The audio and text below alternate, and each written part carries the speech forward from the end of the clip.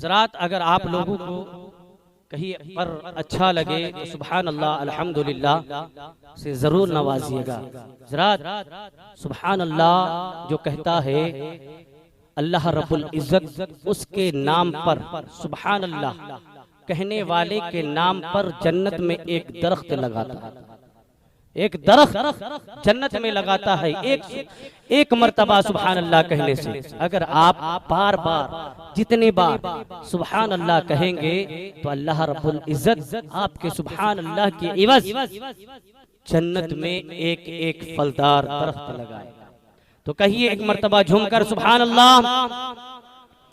ये दिल इश्क़ के नबी में गर मचल जाए तो अच्छा है। और ये भी शेर तवज्जो के साथ समाअत फरमाए कि नमाज़े असर पढ़नी है, जो पूछा तो अली बोले नमाज़े असर पढ़नी है, कि नमाज़े असर पढ़नी है, जो पूछा तो अली बोले, जो पूछा तो अली बोले क्या मेरे सरकार कर सूरज निकल आए तो अच्छा है, मेरे सरकार कर सूरज निकल आए तो अच्छा है। मोहम्मद कहते कहते दम निकल जाए तो अच्छा है। मोहम्मद पढ़िए झूमरे पाक सल्लल्लाहु अलैहि व आलिहि सल्लम सल्लु अलैहि सलातु व सलामन अलैका या रसूल अल्लाह सल्लल्लाहु तआला अलैहि वसल्लम। ज़रात आज हम और आप एक अल्लाह के मुकद्दस बरगुज़ीदा दोस्त और वली कामिल के दरबार में हाजिर हुए। अल्लाह रब्बुल इज़्ज़त की बारगाह में दुआ करते हैं कि अल्लाह रब्बुल इज़्ज़त अपने इस महबूब बंदे के सदक़े तुफ़ैल में हम सब की हाजिरी को कबूल फरमाए और हम सब की हर सगाइर कबाइर गुनाहों को माफ़ अता फरमाए। और बुजुर्गों दोस्तों, मैं उन लोगों के लिए भी खुश आमदीद कहूँगा कि जिसने उर्स सरकार शुक्र साहब पीर के एहतमाम करने में जान माल से खिदमत किया है। अल्लाह रब्बुल इज़्ज़त उनकी भी खिदमतों को अपनी बारगाह में कबूल फरमाए। ज़रात मैंने कुरान करीम फुरकान हमीद की एक बहुत ही मशहूर व मारूफ आयत करीमा तिलावत करने का शर्फ हासिल किया। अल्लाह रब्बुल इज़्ज़त कुरान पाक में इरशाद फरमाता है, या अय्युहल्लज़ीना आमनुत्तकुल्लाह वकुनू मअस्सादिकीन, जिसका सीधा और सहदा तर्जमा हुआ कि ऐ ईमान वालों, ऐ ईमान वालों अल्लाह से डरो और सच्चों के साथ हो जाओ। ज़रात अल्लाह रब्बुल इज़्ज़त ने अपने महबूब पाक साहिब लौलाद सल्लल्लाहु तआला अलैहि वसल्लम के गुलामों को या ईमान वाला कहकर पुकारा। ये प्यारा लक़ब सिर्फ उम्मते मुहम्मदी को मिली। अल्लाह रब्बुल इज़्ज़त इरशाद फरमाता है, इत्तकुल्लाह, अल्लाह से डरो। और इसलिए हज़रात इस आयते करीमा में अल्लाह रब्बुल इज़्ज़त ने दो चीज का जिक्र फरमाया, दो चीज का जिक्र फरमाया, ईमान और तकवा। ईमान और तकवा, शैतान उसका चोर है। इन्ना शैताना लिल इंसानी अदुव्वुम मुबीन, तहकीक के बेशक शैतान इंसान का खुला दुश्मन है। अब इस चोर से बचने के लिए, इस शैतान के मकर फरेब से बचने के लिए किसी अल्लाह रब्बुल इज्जत इरशाद फरमाता है वकुनु मअस सादिकीन। अल्लाह रब्बुल इज्जत इरशाद फरमाता है वकुनु मअस सादिकीन, सच्चों के साथ हो जाओ ताकि तुम्हारी ईमान और तकवा की हिफाजत हो जाए। किसी अल्लाह वाले के हाथ में अपने हाथ दे दो, किसी अल्लाह के बरगुज़ीदा बंदे के दामन से लिपट जाओ ताकि तुम्हारी ईमान और तकवा की हिफाजत हो जाए। अब ये इसीलिए अल्लाह रब्बुल इज्जत ने हर नमाजी को नमाज में ये दुआ पढ़ने की तलकीन फरमाई है, इहदिनस सिरातल मुस्तकीम सिरातल लज़ीना अनअमता अलैहिम। ए अल्लाह, हमें सीधे रास्ते पर चला, रास्ता उन लोगों का जिस पर तेरा इनाम हो, जिस पर तेरा इनाम हो। अब आए कुरान पाक से पूछे कि ऐ कुरान, इनाम याफ्ता कौन लोग है? आखिर अल्लाह रब्बुल इज्जत ने किन पर ईमान इनाम रखा है, जरा आप बता दें। तो अल्लाह का कुरान कहता है कि पढ़ो, पांचवा सी पढ़ा, अल्लज़ीना अनअमल्लाहु अलैहिम मिनन नबिय्यीना व सिद्दीकीना व शुहदाए व सालिहीन। अल्लाह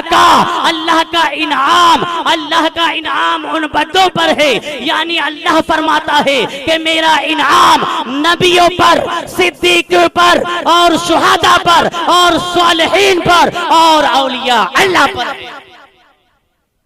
औलिया अल्लाह पर है।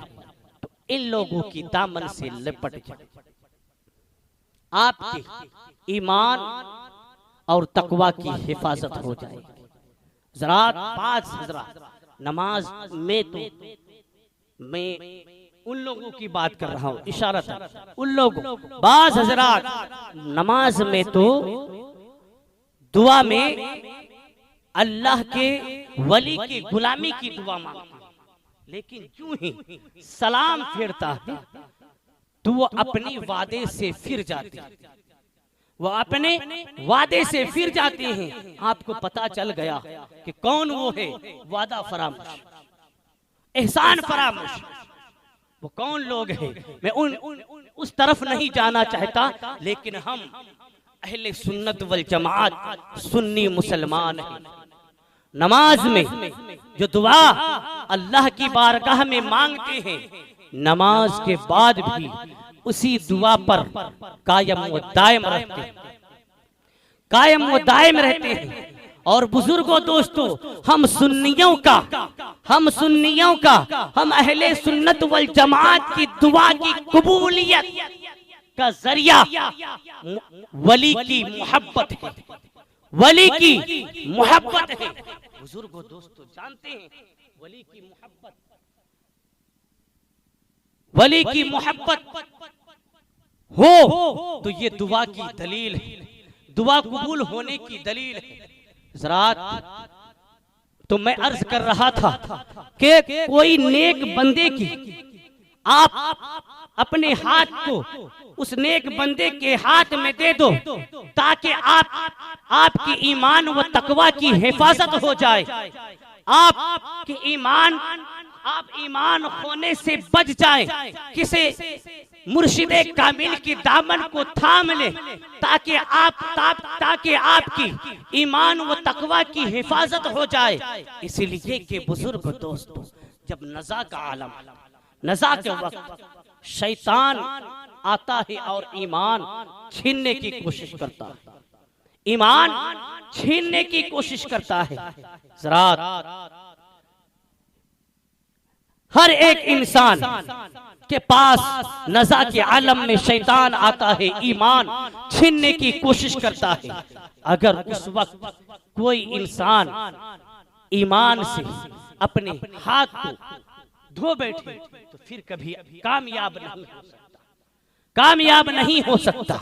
इसीलिए कि एक वाकया कहकर समझाऊं ताकि हमें खबर हो जाए कि किसी मर्द दरवेश किसी कामिल पीर के हाथ में अपना हाथ देकर अपने ईमान व तकवा की हिफाजत करना चाहिए।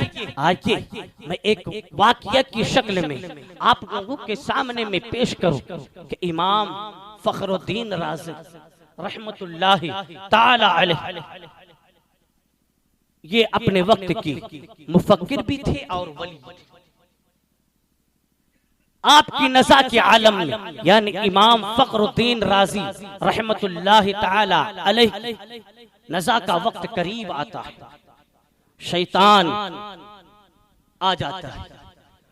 हजरते इमाम फखरुद्दीन राज़ी रहमतुल्लाहि ताला अलैह के पास आकर शैतान कहता है कि ऐ इमाम फखरुद्दीन राज़ी, तूने उम्र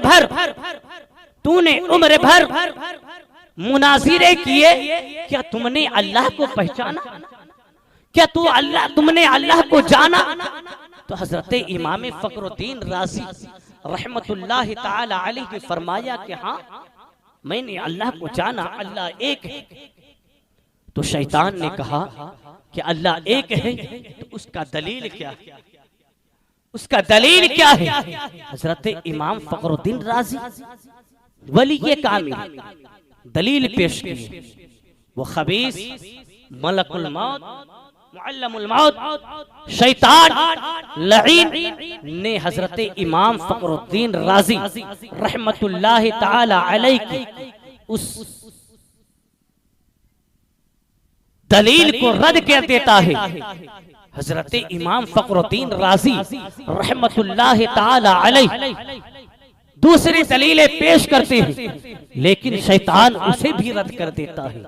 हत्ता के हजरत इमाम फखरुद्दीन राज़ी शैतान के आगे एक नहीं दो नहीं बल्कि 360 दलीलें पेश करता है, लेकिन शैतान सारे दलीलों को रद्द फरमा देता है।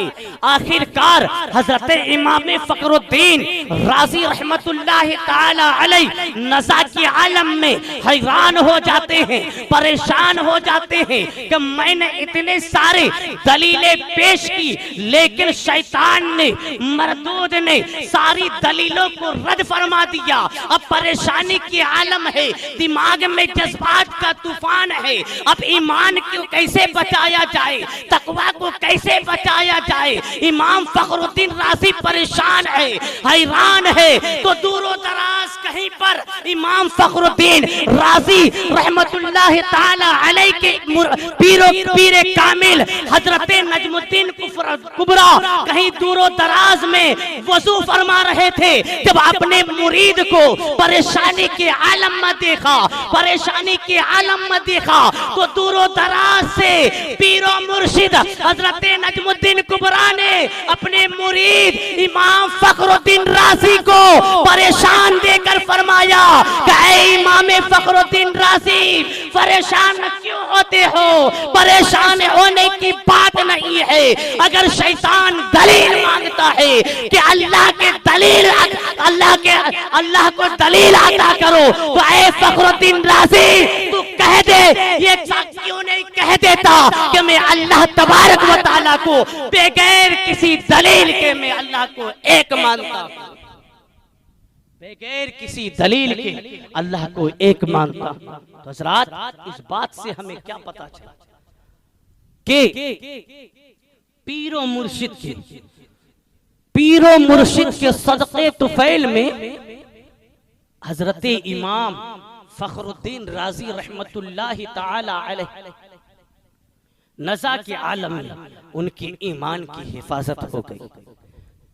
तो बुजुर्गों, दोस्तों, कहने का मतलब ये कि हमें भी ईमान और तक़वा की हिफाजत के लिए, ईमान और तक़वा की हिफाजत के लिए किसी मर्द दरवेश, किसी अल्लाह के बंदे, किसी अल्लाह के वली, किसी पीरे कामिल के हाथ में हाथ देकर मुरीद बन जाना चाहिए। इसलिए कि हमारे मुरीद बनना दुनिया में भी हमें अच्छा रहेगा और आखिरत में भी और नज़ा के आलम में भी अच्छा ही रहेगा। ज़रात इसलिए कि जो अल्लाह का बंदा होता है, जो अल्लाह का वली होता है, तो जो अल्लाह के वली का दीदार करता है, जो अल्लाह के वली का दीदार करता है, तो गोया उसने अल्लाह का दीदार करता है, गोया कि वो अल्लाह का दीदार करता है। ज़रात इसलिए कि अल्लाह के जो वली होते, अल्लाह के जो वली होते हैं वो अल्लाह रब्बुल इज्जत के जिल होते हैं।